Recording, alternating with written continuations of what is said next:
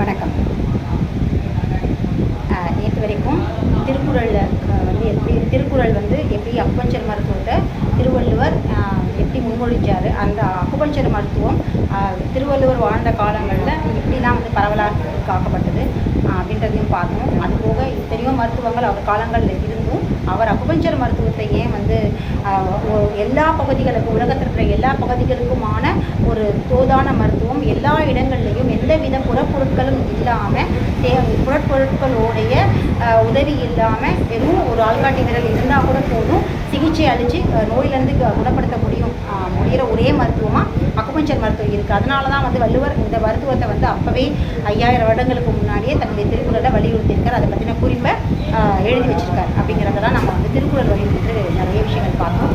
அது போக அகர முதல எழுத்தெல்லாம் ஆதிபகவன் முதற்றே உலகு அப்படின்ற முதல் குறள் எதை பேஸ் பண்ணி சொல்கிறாரு அப்படிங்கிறதையும் பார்த்தோம். பெண் இனத்தை முன்னிறுத்தவும் இந்த பிரபஞ்சத்துடைய தத்துவமான, பிரபஞ்சத்துடைய முதல் படைப்பான பெண் அந்த ஆதியானவள் அப்படிங்கிறத வலியுறுத்துறதுக்காகவும் இந்த எல்லா சமயங்களுமே அதாவது ஒரு 5000 வருடங்களுக்கு முன்னாடி எல்லா சமயங்களுமே வலியுறுத்தியது பெண்ணினத்தை முன்னிறுத்தி தான். பெண்ணினத்தை டாமினேட் பண்ணுற மாதிரி எந்த சமயங்களும் இல்லை அப்படிங்கிறதுக்கு ஒரு பெரிய உதாரணமாக திருக்குறளே இருந்திருக்கு. ஏன்னா திருவள்ளுவர் ஜெயின சமயத்தை பின்பற்றிய ஒரு ஞானி, சரிங்களா?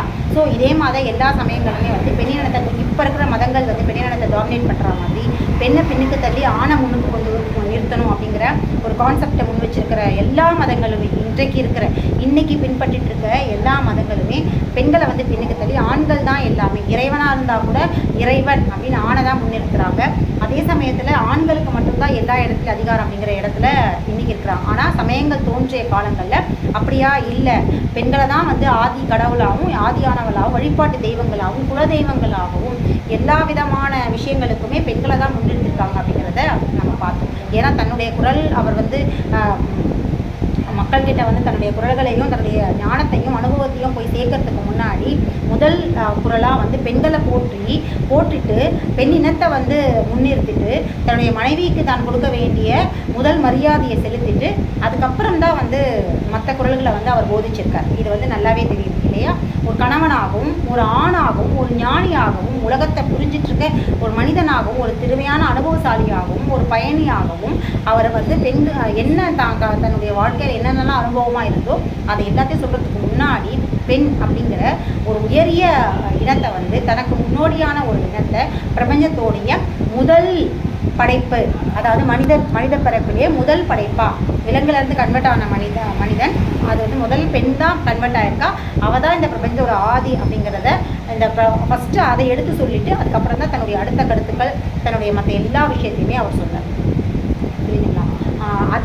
அது மட்டும் இல்லை, அதாவது மருத்துவம் அப்படின்ற இடத்துல அவர் சொல்ல வந்த விஷயம் என்ன அப்படின்னு பார்த்தீங்கன்னா, மருத்துவத்தை பற்றி அவர் சொல்ல வந்த விஷயம் பார்த்தீங்கன்னா பரிசிச்சு சாப்பிடணும் அப்படின்ற இயற்கை வாழ்கிறதா அடிப்படையாக அவர் மருத்துவத்தை சொல்கிறார். அது மட்டும் இல்லை, அப்போல்லாம் சமயங்கள் அப்படின்ற இடத்துல பார்த்தீங்க அப்படின்னா இப்போ தான் மதம் அப்படின்னா பிரச்சாரம், அதாவது ஒரு காலகட்டம் சமயம் மதமாக மாறினதுக்கு அப்புறம் தான் ஆண் ப்ரீச்சர்ஸ், அதாவது இப்போ ஆண்கள் தான் எல்லா இடத்துலையும் தங்களுடைய மதத்தை கொண்டு போய் சேர்த்தாங்க. ஆனால் திருவள்ளுவர்லாம் வாழ்ந்த காலங்களில் பெண்கள் தான் அதிகப்படியான ஆண்களுக்கு நிகராக பெண்கள் தங்களுடைய சமயங்களையும் சமயங்கள் முன்வைக்கிற கருத்துக்களையும் உலகம் முழுக்க கொண்டு போய் சேர்த்தாங்க.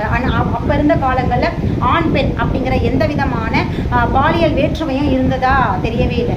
ஆணாக இருந்தாலும் பெண்ணாக இருந்தாலும் எந்த சமயத்தை அவங்க பின்பற்றாங்களோ, எந்த சமயத்தை அவங்களுக்கு பிடிச்சிருந்தோ அதை தான் கற்றுக்கிட்ட நல்ல விஷயங்களை மற்றவங்களுக்கு போதிக்கிறதும், மக்கள்கிட்ட கொண்டு போய் தனக்கு மட்டும் பயன் கிடைக்காம மற்றவங்ககிட்டையும் பயன் கிடைக்கணும் அப்படின்ற இடத்துல ஆண்களும் பெண்கள் 2 பேருமே சரிசமமாக தான் ட்ராவல் செஞ்சுருக்காங்க. இதில் பெண்கள் அப்படின்னு தாழ்த்தப்பட்டோ இல்லை அவங்கள ஒடுக்கப்பட்டு அடக்கி வைக்கிறதோ, இல்லை பெண்கள் தனியாக எந்த ஊருக்கு போகக்கூடாது, அவங்க இதெல்லாம் செய்யக்கூடாது, கடவுள் சார்ந்த விஷயங்கள் அவங்க பேச உரிமை இல்லை, நனு சபையில் அவங்க பேசக்கூடாது, இந்த மாதிரியான எந்த மாதிரியான டாமினேஷனும் அப்போ சமயங்களில் கடைபிடிக்கலை. இதுக்கு ஒரு உதாரணமாக பார்த்தீங்கன்னா மணிமேகலை தான் ஜெயின சமயத்தை, சமண சமயத்தை உலகம் முழுதுமே நிறைய இடங்களில் வாய்ப்பு இருக்கிற எல்லா இடங்களையும் கொண்டு போய் சேர்த்தாங்க. அப்போது மணிமேகலை ஒரு பெண், அதுவும் சமண சமயம். அப்போது பெண்களுக்கு வந்து முக்கியத்துவம் கொடுக்கல அப்படின்னா மணிமேகலையை வந்து சமண சமயத்தை கொண்டு போய் சேர்க்கறத வந்து தடுத்துருக்கலாம். இன்னும் மணிமேகலை மட்டும் இல்லை, இன்னும் எத்தனையோ பெண் அதாவது பெண் ப்ரீச்சர்ஸ் சொல்லுவாங்க இல்லையா, தன்கிட்ட ஒரு சமயத்தை வழிபடுறவங்க ஃபாலோ பண்ணுறவங்க, அந்த ப்ரீச்சர்ஸ் வந்து இன்னும் நிறைய பெண் ப்ரீச்சர்ஸ் நிறைய இடங்களுக்கு கொண்டு போய் சேர்க்கறதும் நிறைய சமயவாதிகளுடைய கருத்துக்களை உடைச்சி தங்களுடைய சமயத்தை வந்து முன்னிறுத்துகிற மாதிரியான திறமையான பேச்சாளர்களாகவும் இருந்திருக்கிறாங்க அப்படிங்கிறதும் நிறைய இலக்கியங்கள் குறிப்பிட்டிருக்கு. ஏன் திலகவதியார், இது மாதிரியான ஔவையார், திலகவதியார் அப்படி இவங்க எல்லாருமே ஒத்த சமயத்தவர்கள். அதாவது திருவள்ளுவர் வாழ்ந்த காலங்களில் இருந்த நிறைய சமயத்தவர்கள், பெண் சமயத்தவர்களும் இருந்தாங்க.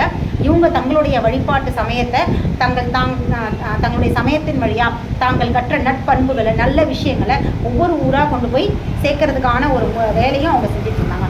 எந்த ஆளோ எந்த பிற மனிதர்களோ யாருமே அவங்கள தடுக்கவும் இல்லை, அவங்கள அவமரியாதைப்படுத்தவும் இல்லை. ஒரு பெண் தானே, நீ எப்படி இறைவனை பற்றி பேசுவ, சமயத்தை பற்றி பேசுவ அப்படிங்கிற ஒதுக்கவும் இல்லை. ஸோ அந்த காலத்தில் அப்போ சமயங்கள் வந்து பெண்களுக்கு ஈக்குவல் ரைட்ஸ் தான் கொடுத்துருந்து. சமயங்கள் மதங்களாக மாறினதுக்கு அப்புறம் தான் பெண்கள் அதனுடைய டாமினேஷன். அதுக்கப்புறம் பாருங்கள், மதங்கள் வந்ததுக்கப்புறம் கிறிஸ்துவத்திலேருந்தே பாருங்கள், கிறிஸ்துவம் மேற்கத்திய மதம் தான். ஆனாலும் கூட பெண் ப்ரீச்சர்ஸ் அப்படின்னு யாருமே கிடையாது.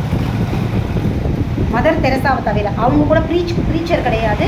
அவங்க ஒரு சமூக ஆர்வலர், மனித குலம் மீது ஆர்வம் தானே தவிர சமயத்தை கொண்டு போய் ஊர் பூரா சேர்க்கல. சமயம் அதாவது கிறிஸ்துவ மதத்திலேயே கூட எந்த ஒரு பெண் ப்ரீச்சர்ஸாக இருந்தாலும் இது வரைக்கும் வழிபாட்டாக எங்கேயுமே வந்து ஒரு பெண்களை வந்து வழிபட்ட, அதாவது ப்ரீச்சராக வந்து எந்த சர்ச்லேயும் இல்லை. அதே மாதிரி தான் இஸ்லாம்லேயும் அதே மாதிரி தான் இந்து இதுலேயும் பெண்களை வந்து டாமினேட் தான் பண்ணாங்க, அடக்கி ஒடுக்கி வச்சாங்க. அவங்கள வந்து அவங்களுடைய மாதவிடாயை முன்னிறுத்தி அவங்கள ஒதுக்குனாங்களே ஒழிய இறைவன் அப்படிங்கிற இடத்துலையும் வழிபாடுன்ற இடத்துலையும் போதனைன்ற இடத்துலையும் பெண்களுக்கு இம்பார்ட்டன்ஸ் தரும்.